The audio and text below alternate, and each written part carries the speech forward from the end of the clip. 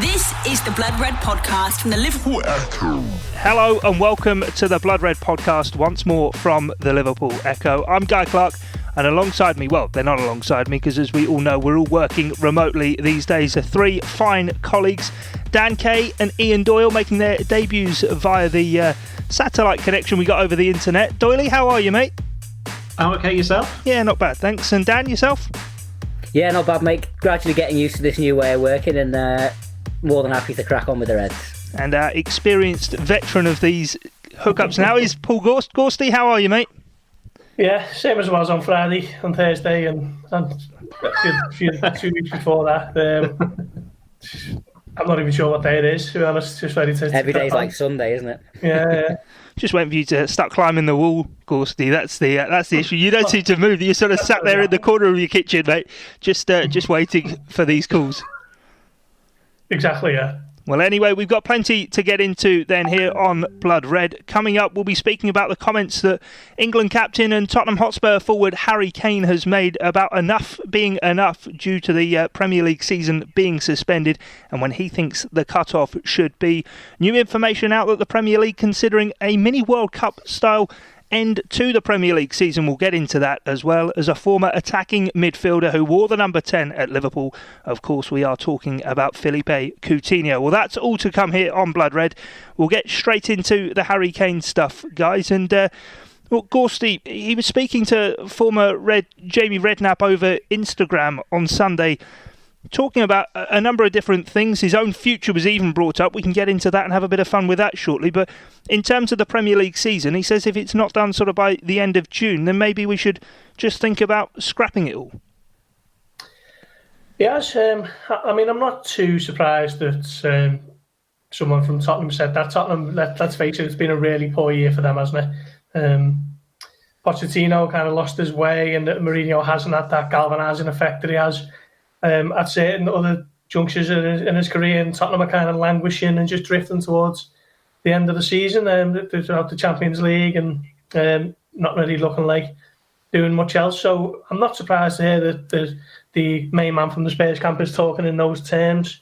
Obviously, everyone knows the football can't return until it's absolutely 100% safe to do so, and people are a lot more qualified than football journalists and writers and players and everyone connected with the sport will decide when that is the case. So until that is the case, then everything is just speculation, isn't it? Let's face it. So maybe he was. To be honest, I think with him being the England captain and him having another shot at going to the European Championships, I think he might be thinking along the lines of start next season afresh from the normal point in August and give himself the best possible chance of arriving at that tournament in peak condition and form.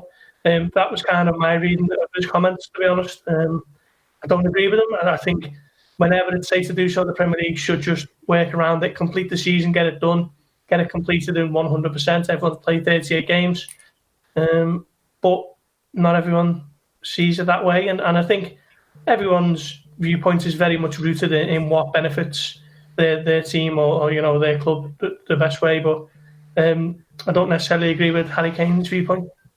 Yeah, and I suppose, Doyle, it's one of those where everyone who's speaking on this issue, whether it be obviously us from a Liverpool perspective, Karen Brady, West Ham United, or even Harry Kane, everyone's got their own agendas when they are opening their mouth talking about obviously how they think things should play out. I mean, that's true. I mean, we've got to be fair to Harry Kane. He got asked the question. He didn't just come out and say it, did he? So he's not just going to be him that gets asked. I would imagine every footballer who gets interviewed between now and the football, actually a decision being made whether it starts or not, will get asked the same thing. And, it's fair enough. They are going to answer, if you're a Liverpool player, you're bound to say, yeah, I'd like it to continue. If you're a Sheffield United player. I mean, I agree with Gorsty. I think there's a touch of the Euro 2021s in what Kane's saying. He's lucky, not lucky, but he knew he probably would have missed out. Certainly been at his best in the European Championships if they'd have gone ahead this summer. And now he's got himself another opportunity. He probably thinks, I don't want that threatened, as Gorsty said. So, I mean, the thing is, you're right, it's Tottenham, isn't it? I mean, we spoke about this weeks ago, I think, on one of the last pods we were in the office, where I said there'd be some teams who'd be quite keen to get the season called off. And what a surprise. One of them ends up being Tottenham. We mentioned West Ham.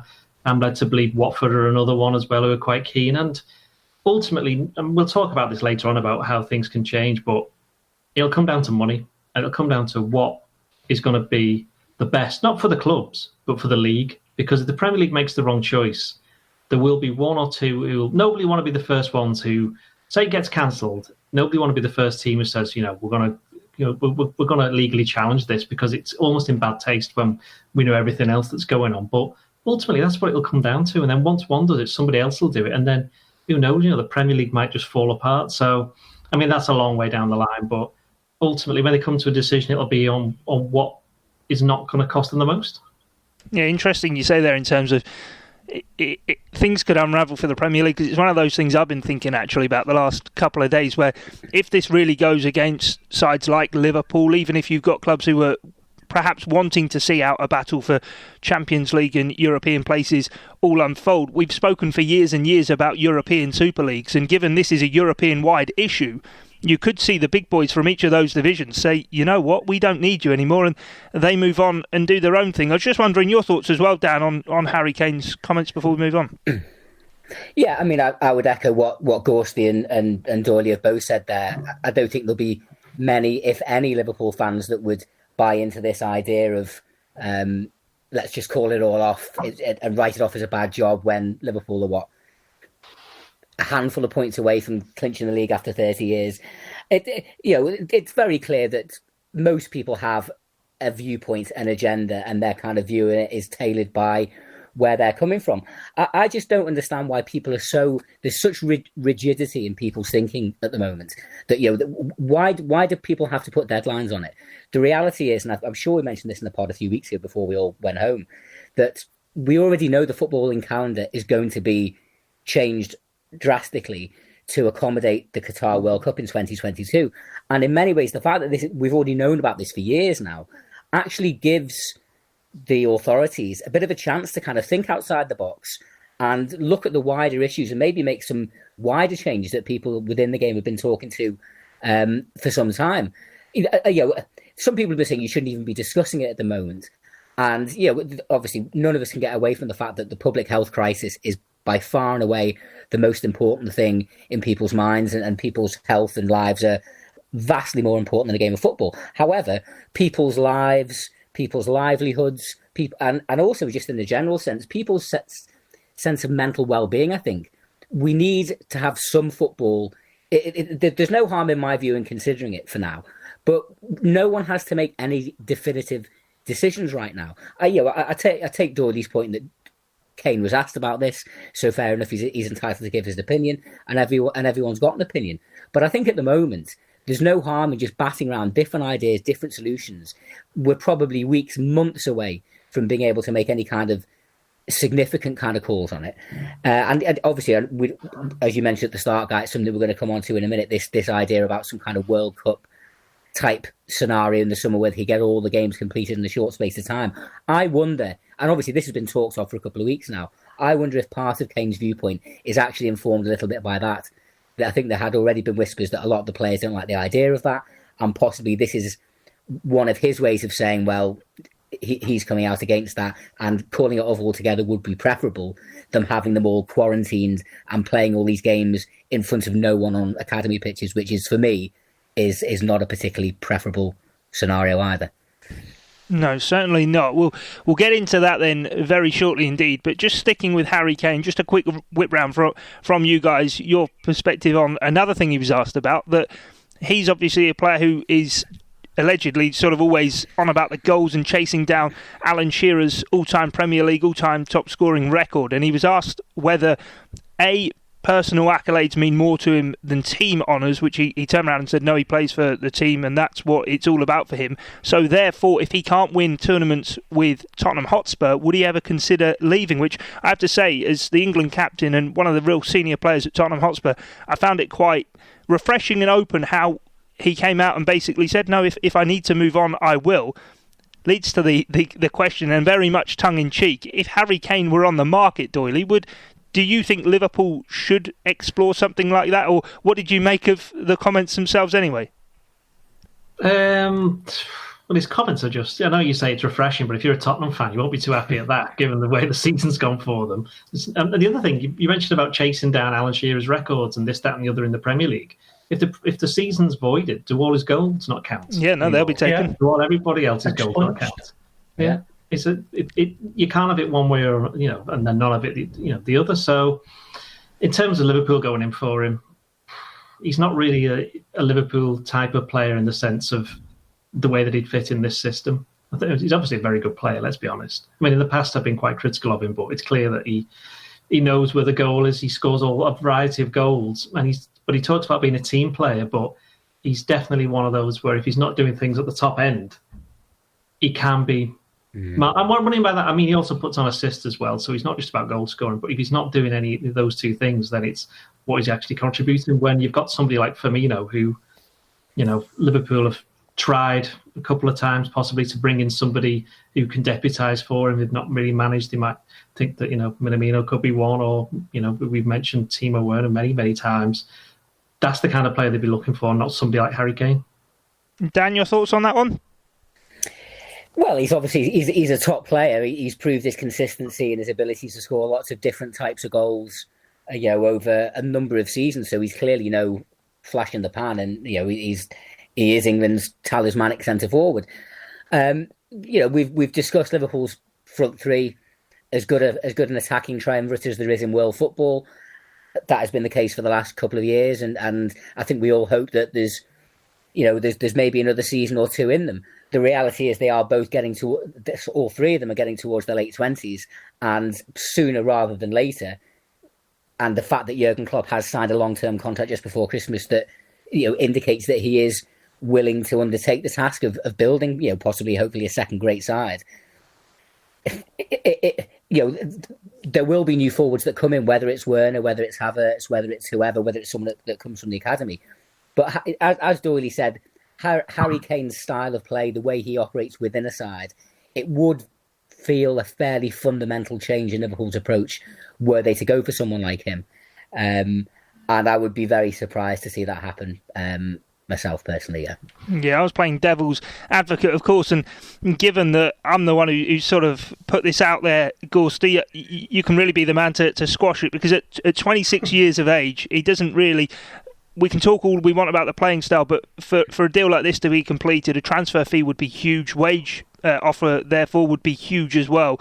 I know we talk about Mbappe, and Jurgen Klopp himself has said that, quite simply, the finances probably wouldn't stretch that far. This isn't a deal that would even get off talking about on podcasts to actually happening, would it?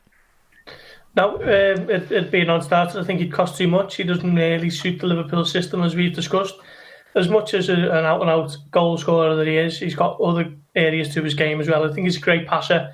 The ball, I think that goes a little bit underrated. I think he's a really good crosser as well, but he's not someone who's going to fit neatly alongside Mane and Salah alongside him. So be a non-starter for me. But it is interesting that Spurs are languishing. Where are they now? 8th. Not been a great season.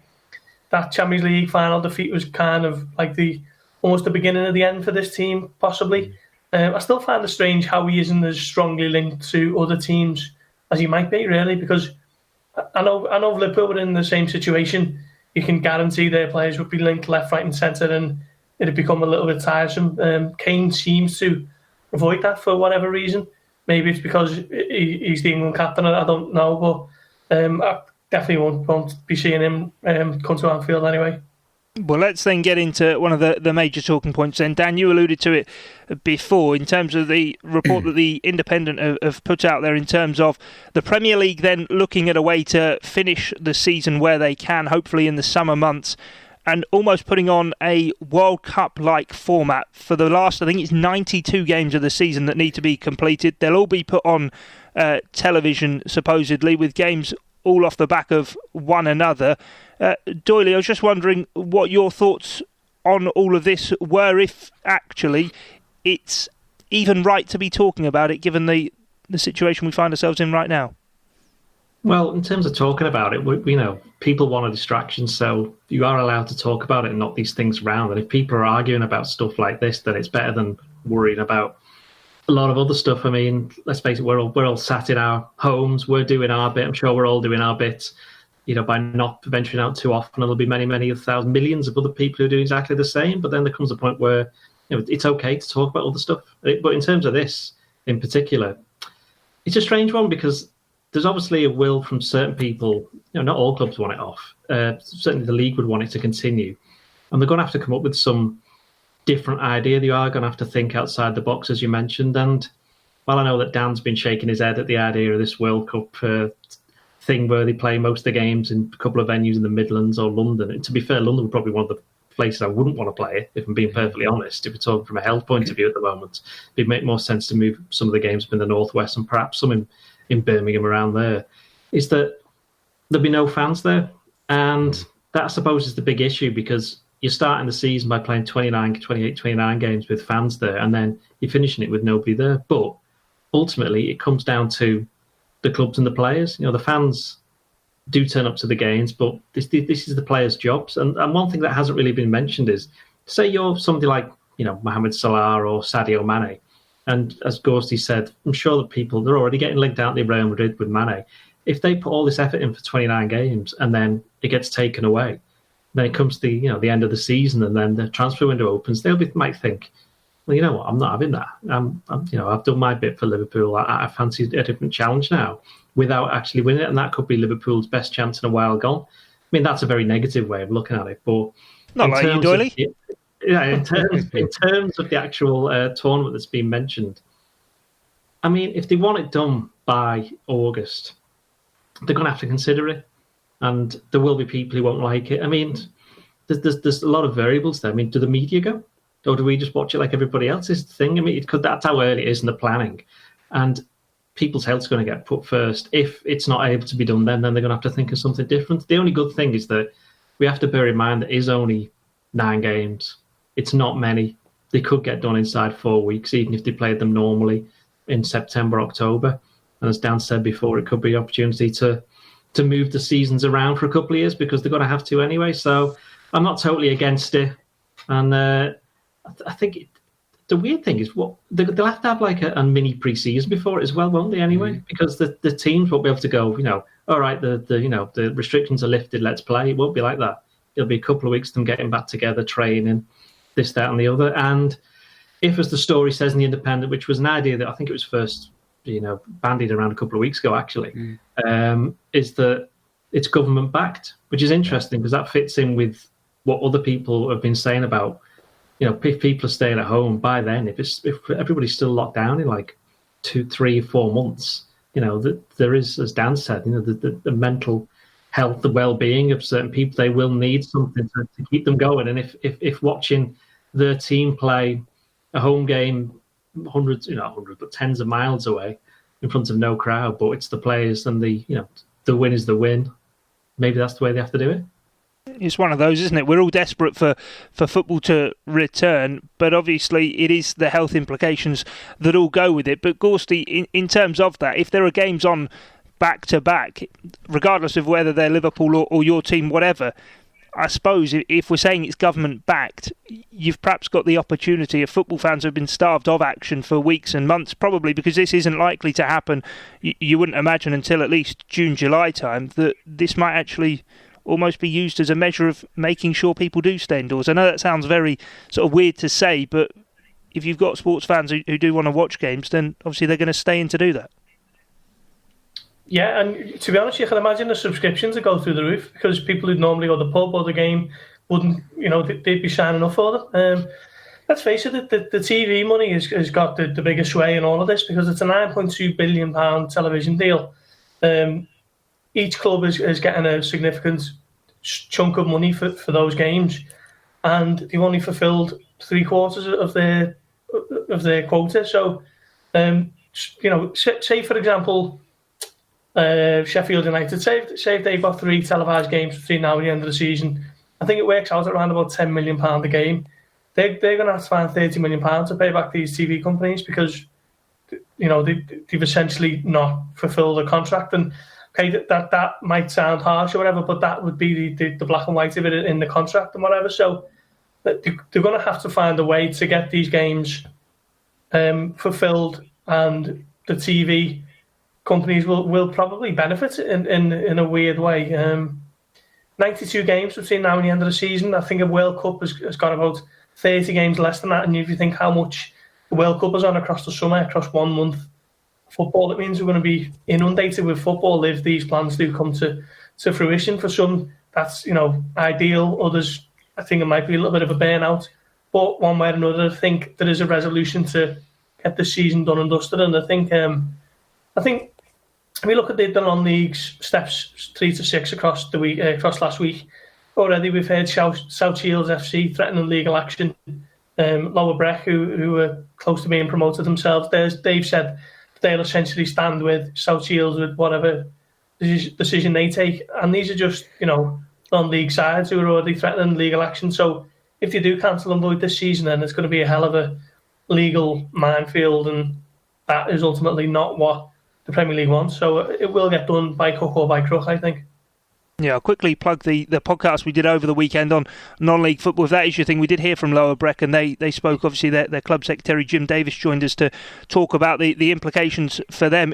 You do have a bit of a feeling, Dan, that maybe was one precedent being set of football being null and void in one instance, but you've then also got this that, I don't know about you, I feel as though this is something that's initially being put out there to test the waters, maybe even for seeing what public reaction to it all is. Yeah, I think there's definitely a case of that they are kind of throwing it out there and trying to kind of glean feedback from people and see what the general feeling and perception of it is. I mean, I have to say, I can't stand the idea. If we have to wait a year to play these last 9 matches, wait a year. As I said before, I do think having things to look forward to, football plays such a huge part in our cultural and emotional and social lives. But there's wider issues at play here. I mean, why should footballers be the guinea pigs? And not just the footballers, of course, the medical staff. At the bare minimum, Doyle mentioned before, would the press go, well, the bare minimum, you're going to have broadcasters.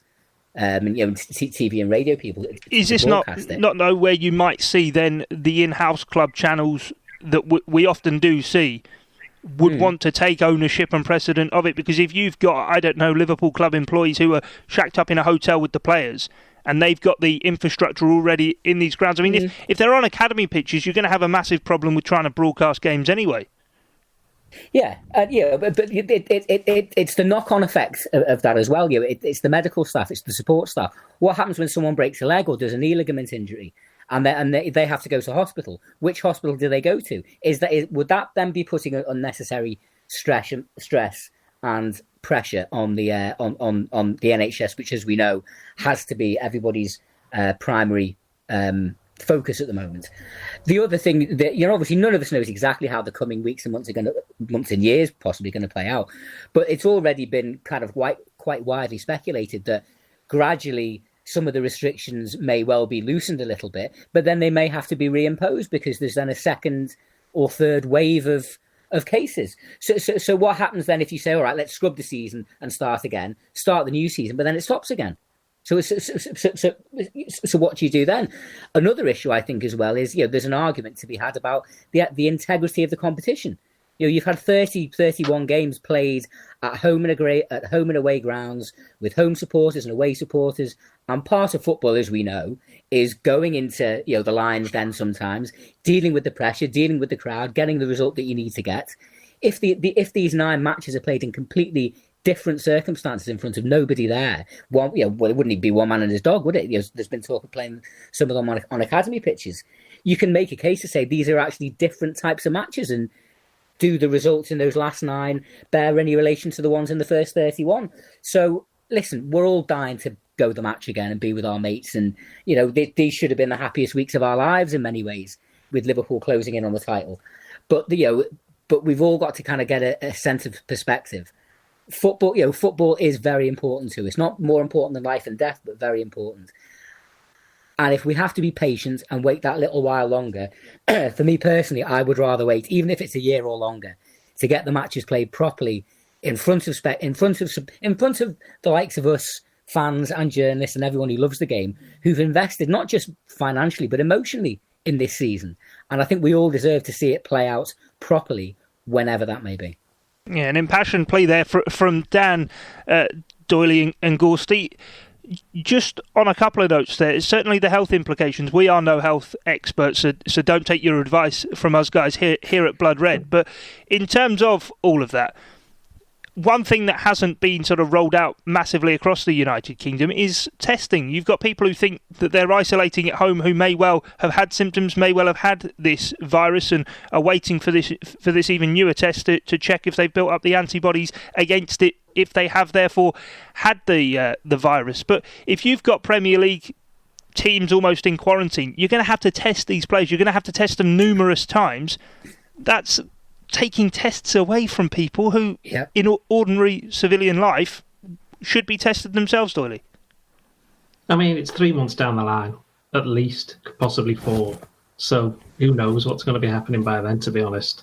I mean, there's nobody suggesting that, but then it comes back to what we've said before. If it's government-backed, then there's obviously going to be some kind of, maybe the clubs, if they do want the test and they're paying an extra premium, and then that can get lots more people to get tests elsewhere, the general public or the people who actually need it, on the front line, people like that. Although you'd like to hope by then that would all be in place anyway. So I'm not sure you can put that at, football's, doorstep, as it were. So it's a tricky one, isn't it? I mean, I understand what Dan's saying, but I think the prospect of waiting a year for the games to be played, I don't think that's going to happen, unfortunately. I think at the most it could be 4, possibly 5 months, because then the integrity of the competition, it would have been, you play the first 29 games, then you got to wait another 5 months. And going back to Tottenham and Harry Kane, in the sense that Harry Kane will now be fit, and Son will be fit. I know people might laugh at that, but Tottenham's chances of getting into the top 4 could be improved by the fact that the football won't be played for a number of months. And it's the same for a lot of other clubs, and some people might get injured. I mean, the other question as well is that what if some of the players go down with it? Yeah, go down with that. But then you could argue, they'd say, well, everybody's in exactly the same boat. Everybody's the same.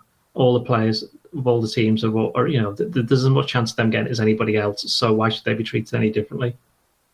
Gorst, you've listened into all of that. Just wondering your thoughts in terms of how long is too long then to wait for this, because we want to see it done. We want to see it done at Anfield, hopefully in front of a full crowd, but there must come a point. I mean, it takes us right back to what we were talking about right at the beginning with Harry Kane, where actually enough is enough, or we do have to take steps to have one of these tournament-like ideas put on. Yeah, it's a difficult one, isn't it? I mean, I completely understand what Dan's saying from a point of Liverpool do go on to win this Premier League title. The fans should be there, the fans who've travelled with them home and abroad for 30 years. And for them to be robbed of that moment when Jordan Henderson lifted the Premier League title off is very sad and hollow and surreal. But then there's the idea that ultimately, I mean, it always gets laid at the governing body's door, but the fans are an afterthought, and as long as they can complete their fixtures for the televised games, then that will be the primary thought for them. So it's a really difficult one to balance up, isn't it? And 3 months down the line, we don't know where we're going to be. Hopefully we'll be a lot closer towards getting out of the woods of this period that we're in. But it's such a tough one. And it's anyone's guess, isn't it? Yeah, you're not wrong there. It is anyone's guess, and as Doyle was saying before, we're probably 3 months at least away from all of this, and given that a week seems like a month right now, we're going to have an awful lot to do before then and now. Anyway, let's move on from all of that chat and get on to something more that has been bubbling away, and it's the name of Philippe Coutinho, who left Liverpool, in January 2018? And yet still continuously, more than 2 years on, his name, it almost seems on a weekly, if not daily basis, is linked somehow in a move back to Anfield.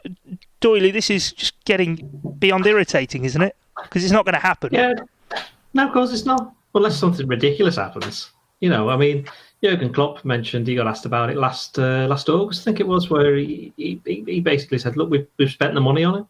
Yeah, we spent the money we got for him. Sorry, I mean, obviously he didn't mention the names, but you'd assume it's Van Dijk and it's Alisson. So they went on and helped Liverpool win the European Cup. Get 97 points and hopefully still win the league this year and become world champions. So you have to say that's they've used the money well. Coutinho's money served a purpose. I just don't understand why the fans are so, well, not all the fans, but why some fans are so obsessed with how he does. Because loads of people have left Liverpool. Alonso left, and everybody wished him well. Suarez left. He kind of divided opinion.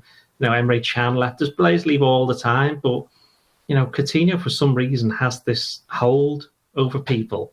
And for me, I thought he was brilliant for Liverpool. And the last couple of months where he played, he nearly went to Barcelona, didn't he? He kind of didn't exactly throw his toys out the pram, but he got that suspicious back injury from sitting on a plane, didn't appear until the transfer window shut. And then he was playing again for a few months. But that period then, before he left, there was one game at Brighton where he was Liverpool won 5-1, and he may as well have just been playing a different sport. He was that good. So nobody could argue with his commitment to the club, and everybody wished him well.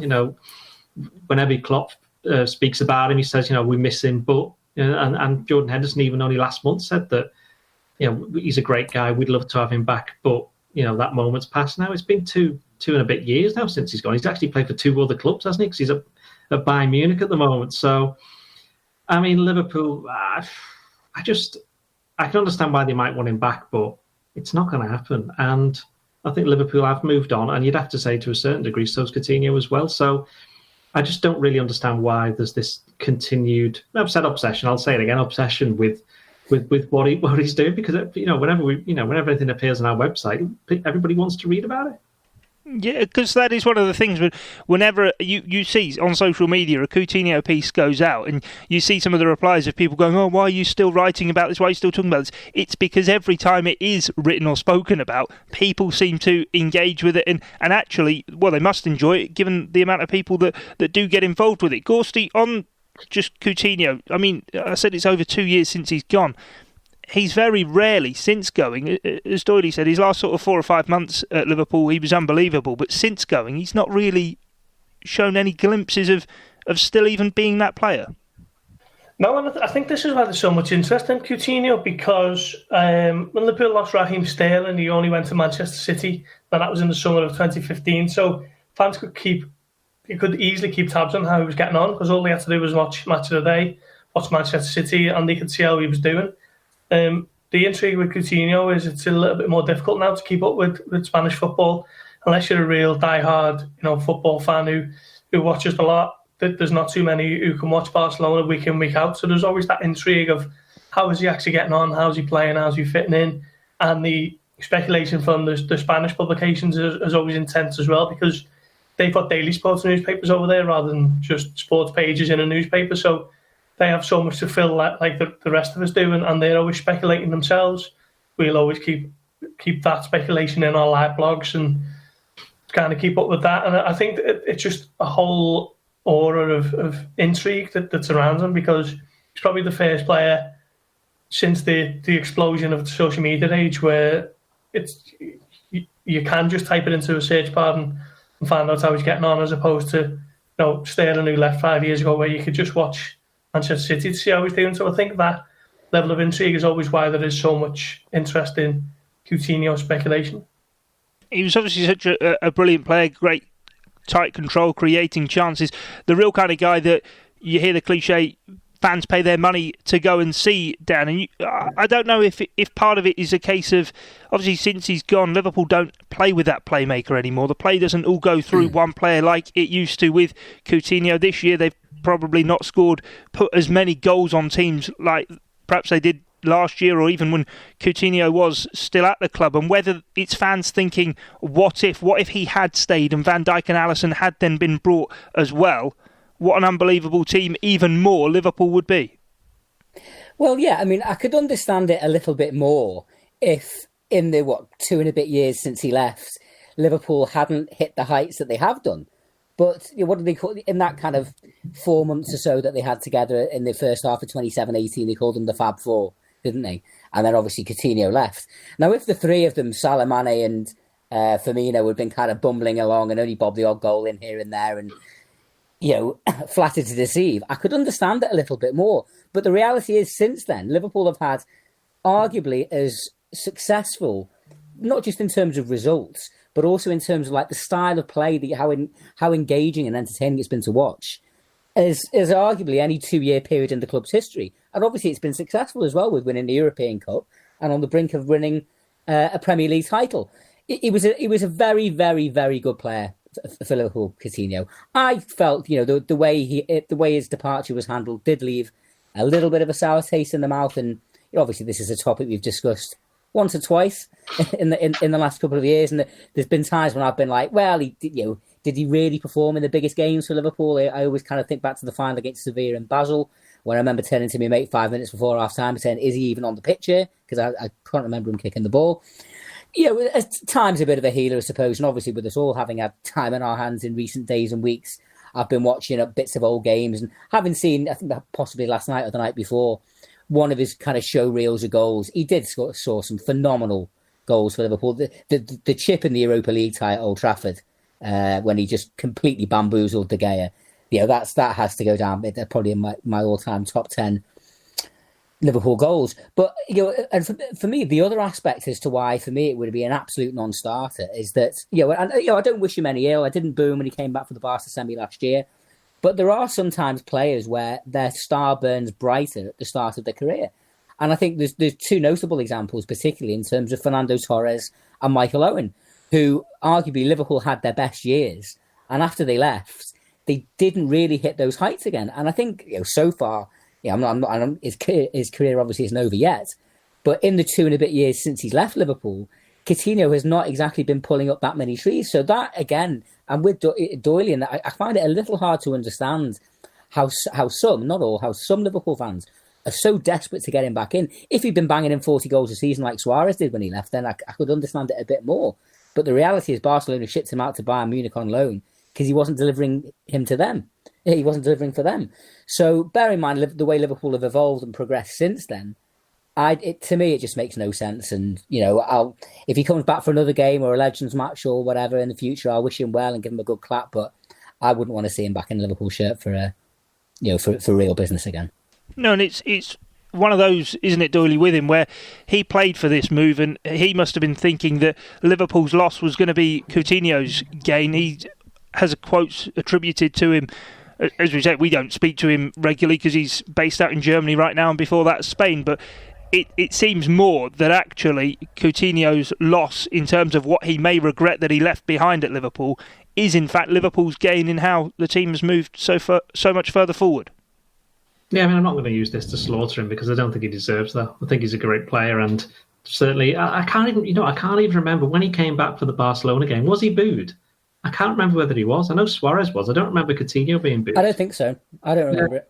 So, we know why Suarez was, because of his antics in the first leg, but then he was just being Suarez, which is why he was such a big hit for Liverpool in the first place. So I wasn't particularly fussed about that either. But going back to Coutinho, let's be honest, when the first season that he was there, I think he won the league and the half season, he won the league and they won the cup, didn't he? So at the end of his first season, he'd have been delighted with that. Did he win the Spanish league last year? Was it Real Madrid or Barcelona? I can't even remember. Who was it? I think it was Barcelona. But if it's Barcelona, then he's won 2 then. So, he's not been... He was Barcelona, wasn't he? Yeah, that's right. So, he has won trophies, but he's been over there. So it's not been... he's not been as good as he has at Liverpool because I don't think he's got somebody like Jurgen Klopp. And I think while he was good under Rodgers... because you've got to bear in mind, he was at Inter Milan, wasn't he? And he was struggling a little bit there. That's how Liverpool got him so cheap in the first place. What was it, 8.5? Right? 8.5 million, yeah. But under Klopp is where he shone. Right, he was good in the 13-14 season when Liverpool were challenging for the title then. But it was, as I say, it was under Klopp that he went on to another level, and he seemed to respond well to him and his management style. And I think he's one of these players who he needs that kind of arm around the shoulder, and perhaps he's not been getting that at various other clubs. And also, Barcelona was always a big thing for him because he was at Espanyol as well, wasn't he? So he had some roots in the city. Is his wife from there, I think? Is that right? Or his family, or was that Suarez? I can't remember which one's which. Suarez's wife definitely was. Yeah. So there was basically an emotional pull for him to want to go back to Barcelona. So can't blame him for that. Liverpool got an awful lot of money for him, and as we've said before, that's why Liverpool are now where they are, because they used that money wisely. So I don't wish him any ill will, and I hope he ends up playing very well, whether it's for Bayern Munich after this season, or it's back at Barcelona, or it's somewhere else. But as I agree with Dan, I'd be amazed if it was at Liverpool. Would you, Gorsty, though, be I don't know, scared's probably too strong a word, but fearful if he, in the summer, or whenever transfers do take place, if he were to join another Premier League side, how would that sit with you? Not just that he's back in the Premier League, but when you then came up against Coutinho, would you think, oh, actually, say he went to, I don't know, a Chelsea or an Arsenal, would you think actually that would perhaps push them further now towards challenging for a title?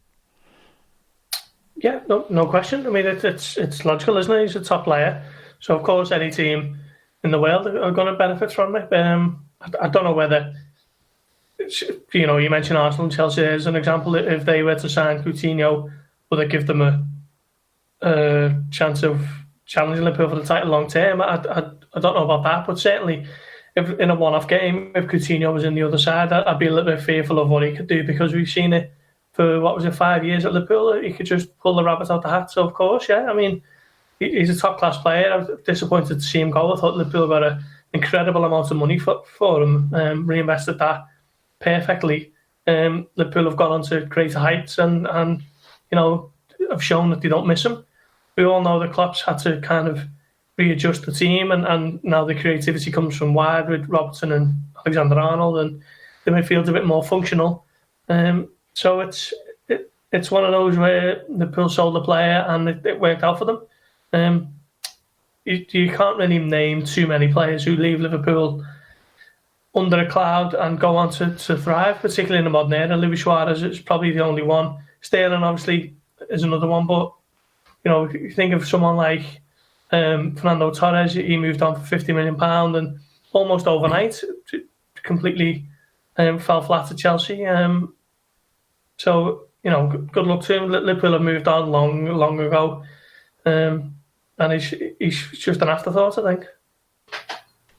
Well, that for us here on Blood Red, you say that Liverpool have moved on from Philippe Coutinho. Hopefully here on the Blood Red podcast we may well have done as well, but I'm sure we probably haven't, and his name will get dragged up in another few of these, certainly in the next few weeks, as we do wait for the resumption of football to return. Thanks a lot for joining me, guys. Much appreciated.